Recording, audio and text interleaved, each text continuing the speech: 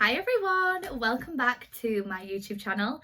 My name's Molly and I'm a mum of two here in the UK of a 5-year-old biological daughter and a 2-year-old little boy who me and my husband adopted in 2020 through the UK adoption process. It seems like such a long time ago now.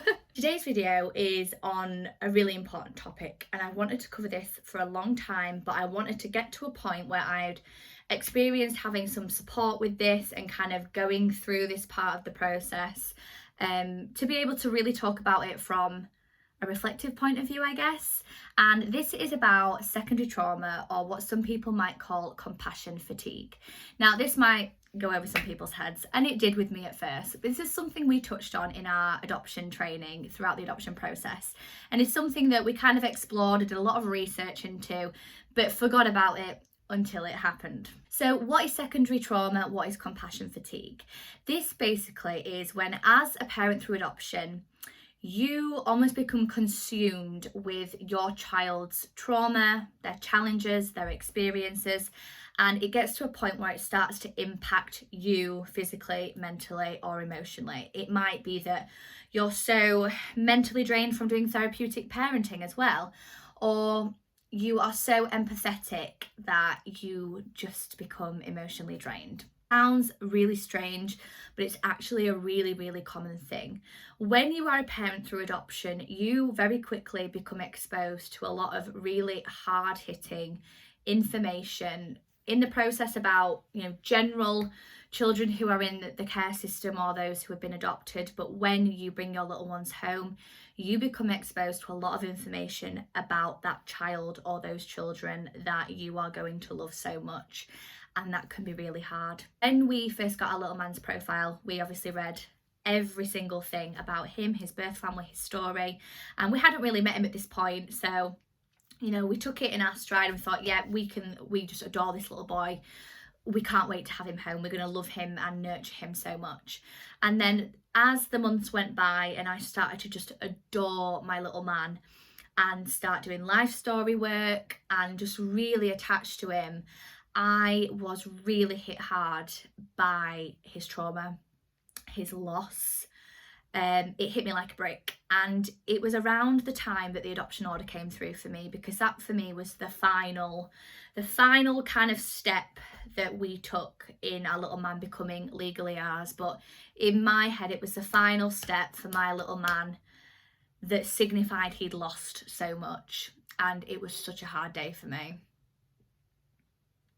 And so this day was hard for me for many reasons. I'd always struggled throughout little man being home on things like birthdays, on court days, his adoption order day, for example, because as happy as I am to have my little boy, I'm always very conscious there's a birth family there that are grieving. There are so many obstacles ahead of my little man that he doesn't even know about yet, that he's going to have to overcome when he starts to learn about his story and the reasons he came into care, and starts to try and question who he is and what his identity is. And like I said, this hit me like a brick, and I started to spiral a little bit emotionally. I'd always been very empathetic, and I've always been open about how shocked I am in terms of the amount of empathy I have towards my son's birth family and him. And it got to a point where I was just in tears all the time. And we'd done a lot of research on post-adoption depression. I didn't feel depressed. I'd been postnatally depressed before, and I didn't think I didn't really have the symptoms. But I got to a point where it was specifically my son's kind of losses that were triggering me.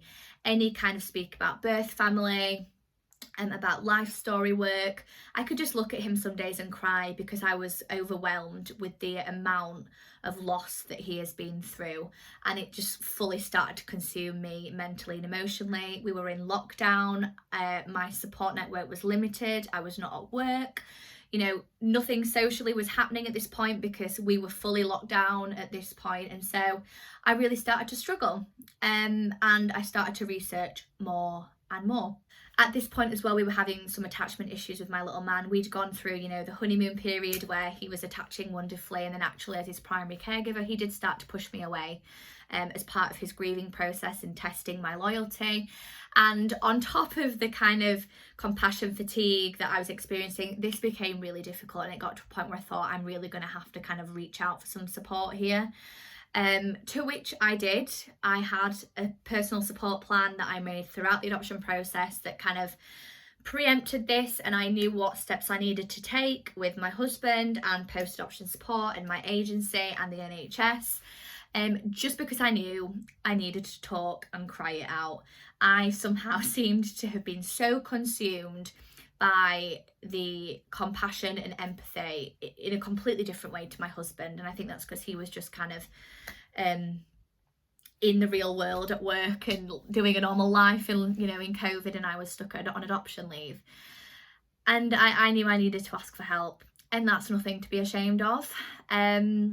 What I really struggled with was that I couldn't really find much information from other adopters or parents who had been through this. And so I kind of started researching myself, and it's why I'm making this video, because if you are an adoptive parent and you're feeling a bit like this, but you don't think it's post-adoption depression, you might be experiencing secondary trauma or compassion fatigue. Or if you're going through the process, this is definitely something to research now and to become more aware of, because it could quite easily happen, and it's really difficult to manage. You know, for me, I needed to talk it through with somebody professional who was completely removed from my life and my son's life.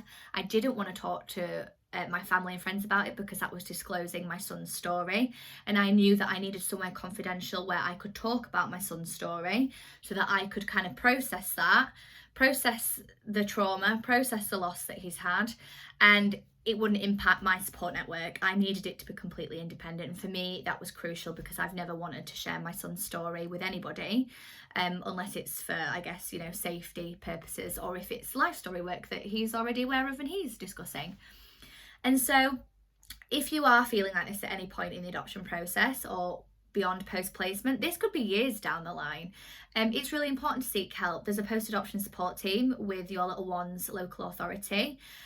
They are responsible for post-adoption support, I think, for the first 3 years of placement, and then after that, I believe it's your local authority that are responsible for providing you with post-adoption support. They can certainly have a conversation, maybe do an assessment, get you some support. The NHS also have lots of support, you know, typical CBT, counselling, or there is the NHS IAPT, I believe it's called, which is more anxiety based, but I found them really, really helpful, because I was finding myself getting really anxious and palpitations and all sorts from this secondary trauma. So I will link some good resources below. Adoption UK also has a 24/7 helpline, and I am an Adoption UK member. I would highly recommend it, even if you are just in the process. We were members from the beginning and have access to their resources throughout, and they have just been amazing. So yeah, you need to seek support, because I don't think it goes away on its own. The more that I see my son grow up, and the more we do life story work, the more I think it would have triggered me if I hadn't got any support. And you know, it's not something you can run away from. You know, your child's going to have questions about this when they're older, and they're probably going to ask you about it through life story work. And I wanted to be in a position where I was comfortable and secure enough to openly discuss these topics with him without having any kind of breakdown or negativity surrounding it. So please do educate yourself, check out the resources below, and if you are in the process, speak to your adoption social worker about it, speak to your local authority or your adoption agency about it, because again, it is one of those topics that sometimes is slipped under the rug or it's brushed underneath the carpet, because it doesn't really happen until it happens. Another good tip is that although I didn't want to engage my support network in the actual specifics, the facts, the details, I did just let them know I wasn't having a good time. And they did support me, you know. My best friends, I wasn't having a good time, and they took me out and were just there to kind of give me some words of encouragement, remind me that I'm doing a good job. And I did just say, look, I'm having some real compassion fatigue. They researched it, they knew what it was, even though they didn't know my little man's kind of story details. They were able to support me to some extent, as did my family, and my husband obviously was there mopping up my tears. And I can laugh about it now, because you know, I'm okay with it now. But it's not something to laugh at when you're going through it. It's a very, very serious topic and something that I think every adoptive parent should be prepared for. A lot of children who come into care have endured significant trauma and neglect and loss. And reading the details, the graphic details of this in a child's permanence report, and learning about this can be very traumatizing and tough for yourself, particularly if you are spending most of your time therapeutic parenting through empathy, knowing that you're doing it because you have to therapeutically parent them as a result of what they've been through. As always, look after yourself. Self-care is always super important throughout the adoption process and beyond to kind of prevent these things from happening. But self-care for me was also reaching out and getting support. And so I'm really proud of myself for doing that, and I hope that in sharing that it will encourage anybody who is struggling to reach out for support, or it will just raise awareness for anybody who is going through the process or is thinking about adoption as well. As always, thank you for watching my videos. I know my videos are few and far between at the minute, but I am back at work full time and it is crazy, and I just haven't had the time in the day to do this, but it's been nice to sit down and do another video for you today. So if you have anything else you want me to cover, please just put it in the comments below, or you can message me on Instagram at MollyMamaAdopt. Happy to chat about adoption or answer any questions that you may have. Please don't forget to subscribe to my channel as well for more adoption related content. Thank you for watching, guys. Bye.